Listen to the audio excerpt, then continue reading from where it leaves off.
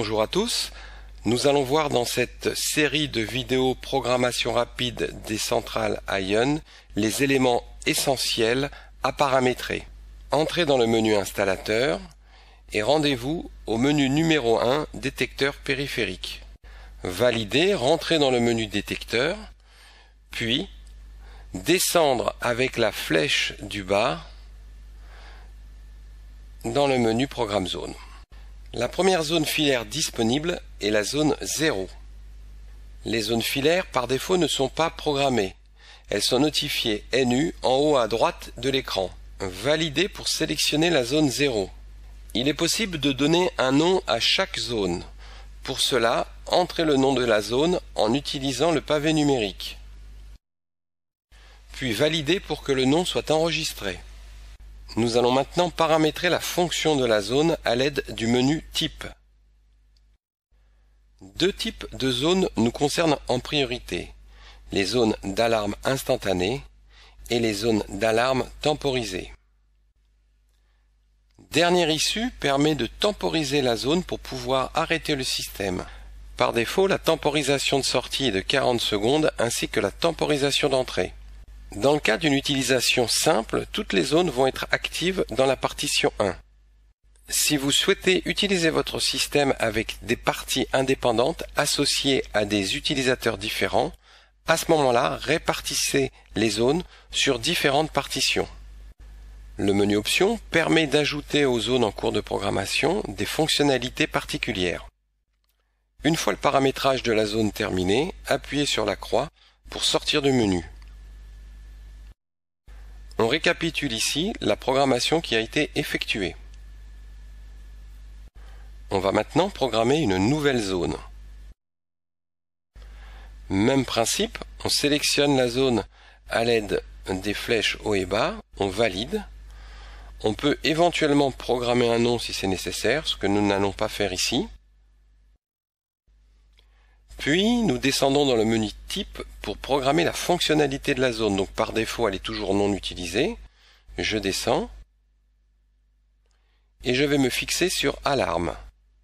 Une zone alarme, c'est une zone instantanée. La programmation alarme est la fonction la plus utilisée dans un système. Et toujours la possibilité d'assigner les zones à une partie spécifique. Une fois le paramétrage de la zone terminé, on appuie sur la touche croix pour sortir du menu de la zone. La zone 1 est bien programmée en alarme instantanée. Nous allons maintenant enregistrer et programmer des détecteurs radio. Il faut bien évidemment que votre centrale soit radio ou équipée de récepteurs EXPR10 ou EXPR30. Validé, vous avez accès à la première zone radio disponible. Validé, pour rappel, il ne pourra être enregistré qu'un seul détecteur par zone. Il faut maintenant déclencher l'autoprotection du détecteur ou insérer les piles dans celui-ci. La centrale a enregistré le détecteur. Le détecteur est assigné à la zone 0.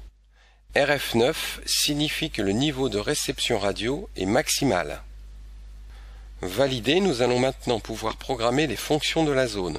Par défaut, la zone est programmée en alarme instantanée. On va pouvoir programmer un nom associé au détecteur. Par défaut, lorsque les détecteurs sont enregistrés dans la centrale, la zone associée est programmée en alarme. Pour changer cette fonction, entrez dans le menu Type et allez chercher l'option Dernière issue qui fera que la zone sera temporisée à l'entrée et à la sortie. Validez la nouvelle option et appuyez sur la croix pour sortir du menu. Une étoile à gauche du mot zone signifie qu'un détecteur a bien été enregistré. Descendre ensuite avec la flèche sur le prochain détecteur et recommencer le processus. Dans le cas où vous avez choisi un mode partiel, il peut être nécessaire de programmer les zones dans différentes mises en service partielles. Allez dans le menu de programmation des zones, puis dans le menu Options. Appuyez sur la flèche du bas pour descendre jusqu'à l'option de mise en service partielle B, C et D. Une fois sur partiel B par exemple, utilisez la flèche droite pour basculer de non à oui. Signifie que la zone 0 déclenchera une alarme quand le système sera en mise en service partielle B. Il y a 3 mises en service partielles, B, C et D. Les zones peuvent être donc réparties sur ces différentes mises en service partielles. Une fois la sélection des partiels effectuée, validez avec la touche V pour que la programmation soit prise en compte par la centrale. Appuyez ensuite plusieurs fois sur la croix pour sortir du mode installateur.